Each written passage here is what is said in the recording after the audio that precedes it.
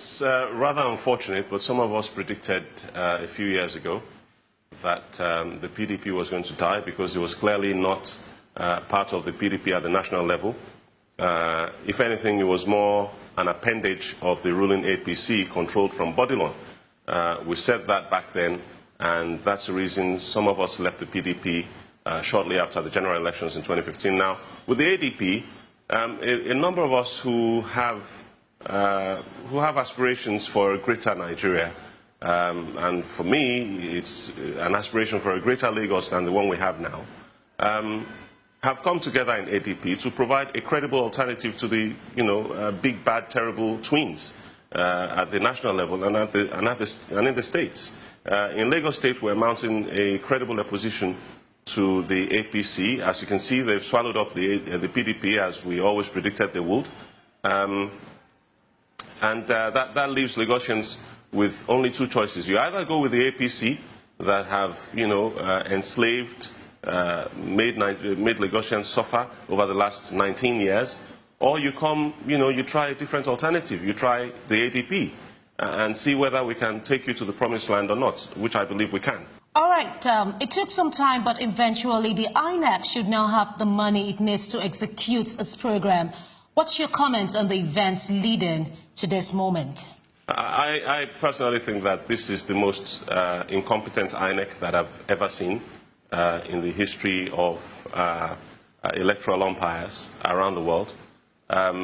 It's unbelievable that in this day and age, INEC is still talking about printing PVCs 3 months after people actually register at their registration points. It's amazing that INEC could, in their wisdom, think that the best way to register people would be to take away all the registration units at the polling units and restrict them to just one per local government, so that in the case of, say, a Surulere that had over 200 polling units at the last elections, over 300 polling units at the last elections, I'm told, and each of these polling units was a registration center, you now have a situation where Surulere has just one registration center, which is the INEC Secretariat in Surulere local government area. And therefore, if you had 300 people registering every 20 minutes in Surulere in the run-up to the 2015 elections, you now have just one person every 20 minutes in the whole of Surulere. Now, how many teenagers have come of age? How many children were under the age of 18 in 2015 that are now over the age of 18 across Surulere? And you can replicate this across all the local governments in Lagos State, across all the local governments in southern Nigeria, across all the local governments in the central part of the country. Let me come in here. It's always terribly easy. You talked about terrible twins. Strong words you're using for both the parties and for both INEC. It's always easy to be on this side and raise complaints and criticize. What would you have INEC do that they haven't done? In other words, how do you think that the process can be made easier across the board? Well, it's not rocket science, it's not brain surgery. All the INEC has to do is, at the very minimum, revert back to the previous registration system, which saw people registering at their polling units, the places where they voted, and collecting their PVCs from those places instead of going to the local government secretariats of INEC. That's number one. Number two, the banks are able to print debit cards and credit cards from MasterCard, Visa, and so on. They're able to print them on the spot as you apply in the banks. Why is it that this very serious security document can be printed on the spot, and yet our PVC in this day and age, in 2018, cannot be printed on the spot? Is it more secure, perhaps, than your bank card that is on a global database that you can use anywhere in the world? Your PVC is only available to you, it's only valid in Nigeria. How come that INEC cannot find the resources to build a database that will go nationwide, that can be live, instant, and that can be registered, that people can register instantaneously and remove any duplications on the spot? Yeah, sounds good. That can be done. We're using a biometric system with INEC right now, and that biometric system can be rolled out across the country on a live database. Okay, sounds very good, the suggestion you're making. I hope INEC gets to it. Maybe they have their reasons why they're doing what they're doing. But there was an earlier question we did ask you on now that the committee of the House have passed the 143 billion naira that INEC needs to execute this election? You haven't answered that question.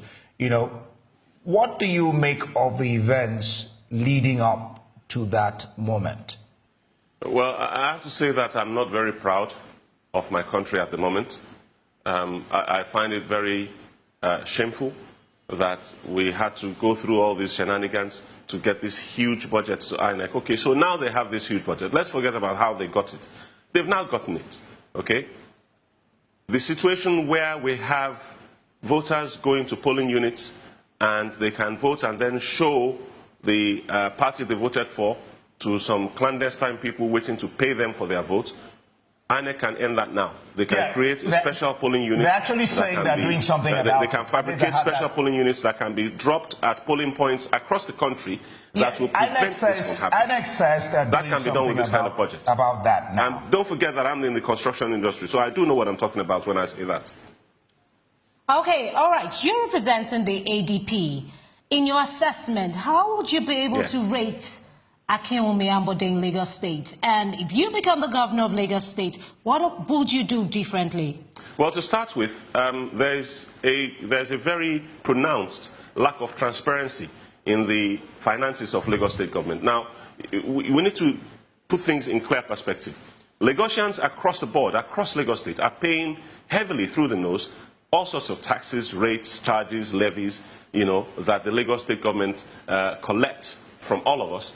And then the same Lagos State government will take our money and spend it on some projects and refuse to tell us how they are spending the money. We only found out by accident that the government of Akinwumi Ambode was playing fast and loose with our taxes, donating them to social clubs like the Boat Club, like Ikoyi Club, and all these other plares.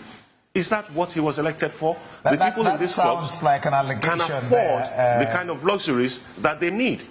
There is no real social benefit to the people of Lagos for any donation to Ikoyi Club. I mean, come on. Why will you be paying millionaires to continue to enjoy themselves? What would you do differently? What is that about?